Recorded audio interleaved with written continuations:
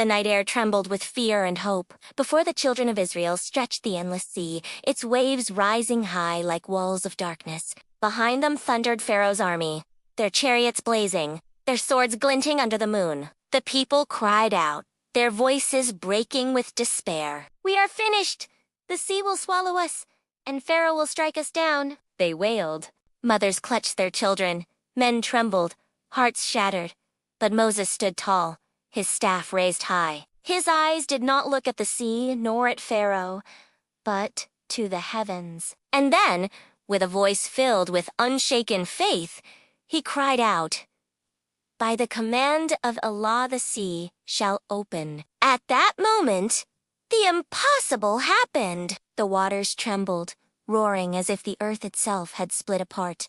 The waves lifted, rising into towering walls on either side. The sea obeyed the will of its creator, and in its heart a path of dry land appeared, stretching forward like a road to salvation. Gasps filled the air. The children of Israel stared in disbelief, their fear giving way to the impossible was before them. An ocean split in two, a miracle carved into the very fabric of nature. "Moses," the people cried, "the sea has opened for us. Go!" Moses commanded. "Walk. This is the path of freedom the Lord has made." And so they ran. Thousands upon thousands entered the passage, their feet pressing onto the dry seabed where moments ago waves had raged. The towering walls of water rose beside them, glistening with moonlight, alive with the power of God.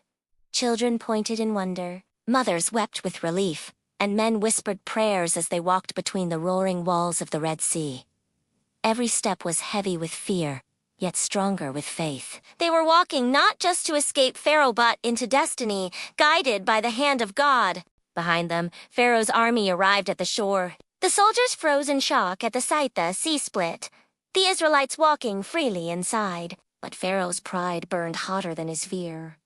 His voice thundered, "Charge! If the sea opens for them, it shall open for me as well." Forward! The horses neighed, the wheels of chariots rolled into the path of the sea, and the mighty army of Egypt plunged in after them. The chase continued within the miracle itself. The Israelites could hear the pounding of hooves echoing between the watery walls.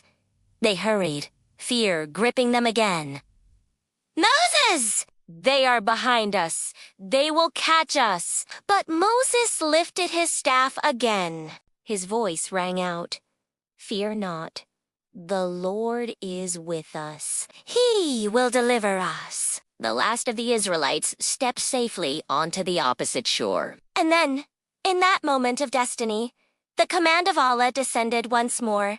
The sea roared. The towering walls of water collapsed with a fury beyond imagination. Waves crashed together with a deafening thunder, swallowing the chariots, the horses, the soldiers, and Pharaoh himself. The army that once enslaved the children of Israel vanished beneath the crushing depths. The waters devoured them whole, erasing their power, silencing their arrogance. The sea, which had been a path of freedom for the believers, became a grave for the tyrants. On the far shore, the Israelites stood trembling, their eyes wide with awe and tears. They had witnessed the greatest miracle of their lives. They had walked through the sea on dry land, saved by the hand of God.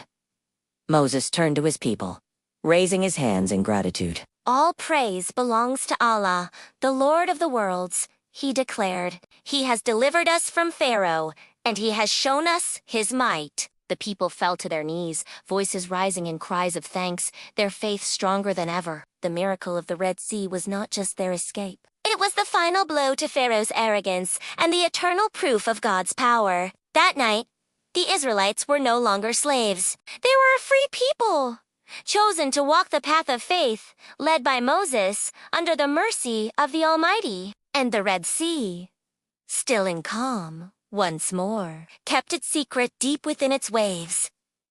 The story of a tyrant drowned, and a nation saved.